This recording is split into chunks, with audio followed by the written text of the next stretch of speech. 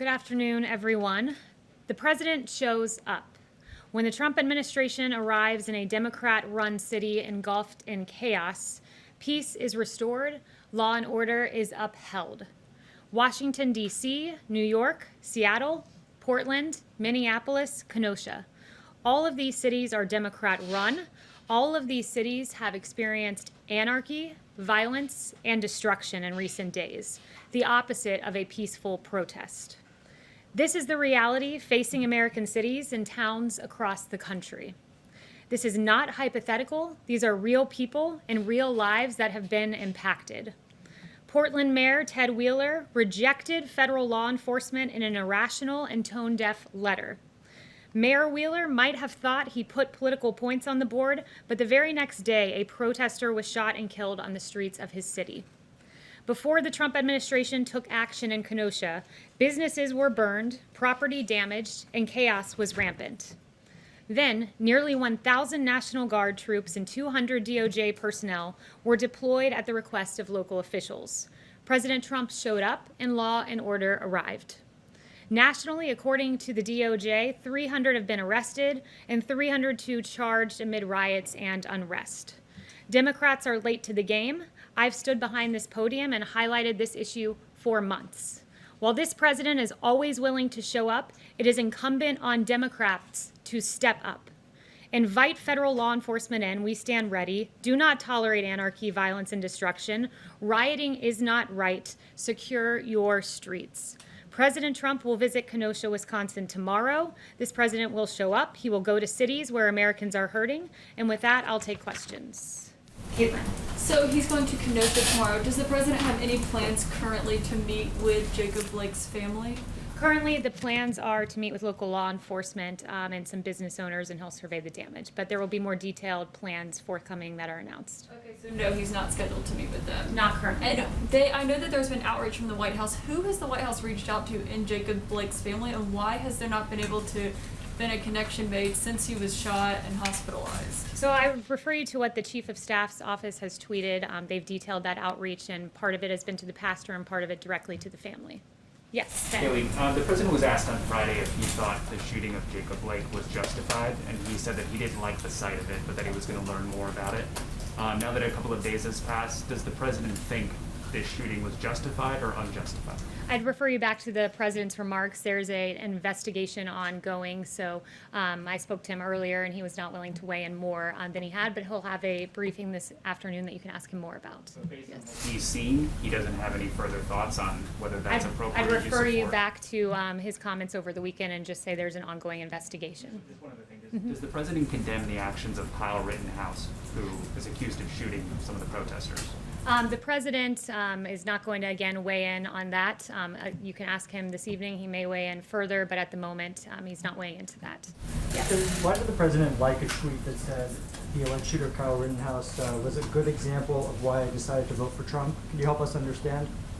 Well, I think I did ask him about that tweet and the like in particular, and he just wanted to bring some attention to some of the details that aren't as well known in that case, that the individual was being attacked, and that one of the individuals who arrived on the scene did have a gun. So there were some details that were not public or as public as they should be, so he was referring to that with the like. Does he want his supporters to show up and do similar? Of course, and the president roundly condemns violence in all of its forms. Yes. Kayleigh, on the Director of National Intelligence briefings with the Hill, the president said the information leaked was wrong.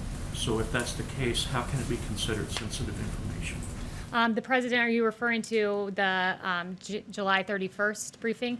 Yes, so the president has been very clear, and more clearly Director Radcliffe, in saying that leaks for political purposes are not to be tolerated. We will fulfill statutory obligations, but leaks on private briefings to Congress should not be tolerated. Just yes. one follow-up, please. How long will the oral briefings be off the table? Is this a permanent decision or just through the election? I'd refer you to ODNI, but they've been very clear that they'll fulfill their statutory obligation, but they will not participate in partisan leaking. Yes. Thanks, Kayleigh. I have two for you on TikTok. The first is that China has said they're going to require TikTok's parent company to sign off, to obtain government sign off on any sale of its U.S. business. Is the White House willing to accept such a sale that's subject to Chinese approval?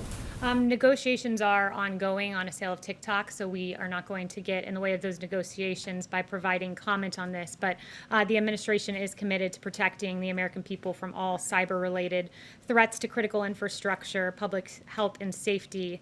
And these apps, as I've detailed from the podium before, collect significant amounts of private data on users, which can be accessed and used by the PRC. And that's go ahead. The second question is on the timeline here. There's some confusion among buyers. There was one order that said there would be a 45-day deadline for TikTok to stop transacting business in the U.S., and then another said there was a 90-day deadline for TikTok's owner to divest. So can you just clear that up for the market? What's the actual deadline for the sale? I'd have to check into that, but I'll check in and get back with you about the discrepancy there. Yes, Jeff. Kayleigh, thank you. Broadly, what does the president want to achieve by going to Kenosha tomorrow, and what is his or the White House's response to local and state leaders encouraging him not to come at this time? So, two things. First, the president wants to visit hurting Americans. He shows up just like he showed up this weekend in Louisiana and Texas in response to Hurricane Laura. So he wants to show up in the city that's hurting. And also, I think it's just important to note that our federal response, look, in Kenosha and Minneapolis, there was violence on the streets. And literally within 24 hours, you saw a turnaround when federal officials came in. So I think highlighting that the federal government has done a lot in the way of using law and order to create peace, but showing up for hurting Americans is the primary concern. Just to follow up on that, he didn't show up in Portland, where there were also protests that he talked about a lot. Is it not also because Wisconsin is such an important political state? The president's showing up to see hurting Americans. He goes to several states each and every week, and this is another one in a long line of many. Yes. Kayleigh, thanks. Coronavirus infections have now reached 6 million in the U.S., over 180,000 dead. Why was the president retweeting a report over the weekend that appeared to suggest the death toll was much lower than that? The president's... Does he believe the number is low? The president was referring to a CDC, new information that came out from the CDC that showed that 94% rather of cases of fatalities were not just COVID alone. There was another comorbidity or extenuating matter. So he was just pointing to those numbers, but we're encouraged to see a drop in cases, deaths, hospitalizations, and very encouraged that we have one of the lowest case fatality rates in the world. In fact, ours is 3.1%. EU and UK together is 10.5%. So we're encouraged that our therapeutics are working and saving lives thanks to the hard work of President Trump tearing down bureaucratic barriers. Number, is he trying to downplay the death toll and the No, he toll was this has taken? highlighting new CDC information that came out that was worth noting. Yes. I want to ask you about one of the president's other tweets this weekend. He took a video or retweeted a video of a caravan of people driving into Portland with Trump and American flags flying. He called them great patriots. What about that image does the president see as patriotic? And ostensibly you're talking about people going into a city in which they don't live, presumably to protect property they don't own.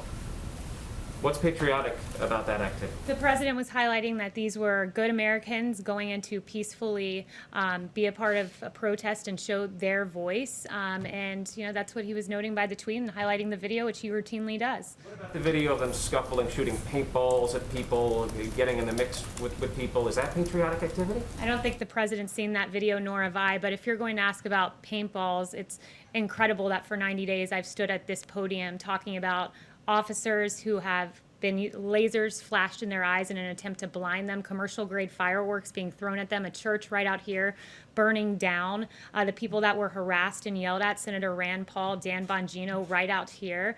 And you're going to ask me about a paintball video when in fact for 90 days we've seen horrific violence by Antifa, a radical anarchist organization. You're going to ask me about a paintball video I've yet to see, and neither is the president. Fantastic. I'm going to ask you about it, but you maintain that the people who went into the city to conduct that activity, they are The president's patriots? never seen that video. I don't even know if the people that you're referring to were a part of the paintball activity. But look, there's been 90 days of violence from left-wing anarchists. And it's incredible that today is the one time you're interested in a violence when it's paintballs and we don't even know who set off these paintballs, but you fail to ask for 90 days about violence from an anarchist organization because it happens to be on the left. Francesca. That's not. Okay, thank you, Kayleigh. The president is also traveling this week to Wilmington, North Carolina. He could celebrate the end of World War II in any city in America. So why is he traveling specifically to Wilmington? Why is that the place that he is choosing to designate as the first heritage city site for World War II? And is this related in any way to the fact that North Carolina is considered a must-win state for the president and the fact that absentee by mail voting starts this week on Friday? No, there's not a political purpose in this visit. This president's visiting it to commemorate a great site in American history. Yes. Specifically selected then? Yes. Kayleigh, a federal judge in Georgia last week became the latest to rule against the administration denying citizenship to gay couples. The administration denying gay couples citizenship for their children born overseas by a surrogate. Yet the Justice Department continues to appeal these cases. How can the administration claim to be proud of its LGBTQ record when it's litigating against these couples? Yeah, so that pertained to surrogacy, and it had nothing to do with the sexual orientation of the parents. And this administration and president will proudly stand on our record of achievements, like leading a global initiative to end the criminalization of homosexuality throughout the world, launching a plan to end the AIDS epidemic by 2030, and easing a ban on blood donations from gay and bisexual men. The federal judge has ruled the interpretation of that law Yes. is not correct, and that there's statutory and constitutional concerns. Again, and for anything further, I'd refer you to the State Department. Yes. What is the message of the White House to the people who are still protesting in the street in Belarus despite threats? Yeah, it's an important question, and we'll always stand on the side of freedom and democracy. We continue to follow the developments in Belarus closely, and we support international efforts to look independently into electoral irregularities, human rights abuses, and the government crackdown. And the massive number of Belarusians protesting peacefully makes clear that the government can no longer ignore the people's call for democracy, and Russia must also respect Belarus's sovereignty and the right of its people to elect their own leaders freely and fairly. Sorry. Yes. Thanks, Kayleigh. The president at a campaign rally Friday night talked about the possibility, of declaring an insurrection over the rioting. Does he believe there's an insurrection going on, and if so, what's holding him back? So the president does not want to invoke the Insurrection Act, which has been used very sparingly.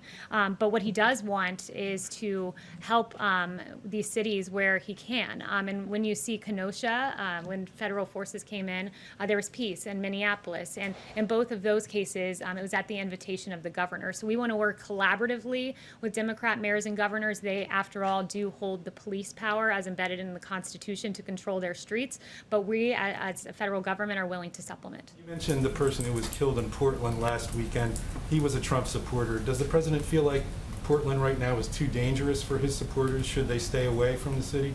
The president believes that people of all ideologies should be able to peacefully protest and not have their lives put at risk, like Aaron J. Danielson, who lost his life. Noteworthy that his suspected killer said he was, quote, 100% Antifa and ready for, quote, war. Unacceptable. Yes. Thanks, Kayleigh. I wanted to follow up on what Catherine was asking about the coronavirus numbers. Given that they're going up, is the president rethinking and urging to reopen schools? And what is the administration's message to parents who might be worried about sending their kids back to class among these rising numbers?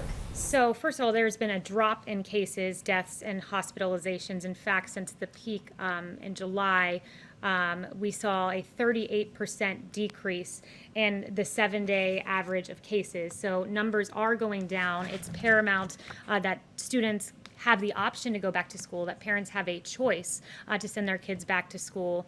And as Dr. Redfield said, CDC director, I think we have to be honest that the public health and interest of students in the nation right now is to get a quality education and face-to-face learning. We need to get on with it and give parents this option. There are a lot of consequences for schools staying closed, and I've walked through a number of those. Yamish. Thanks, Kayleigh.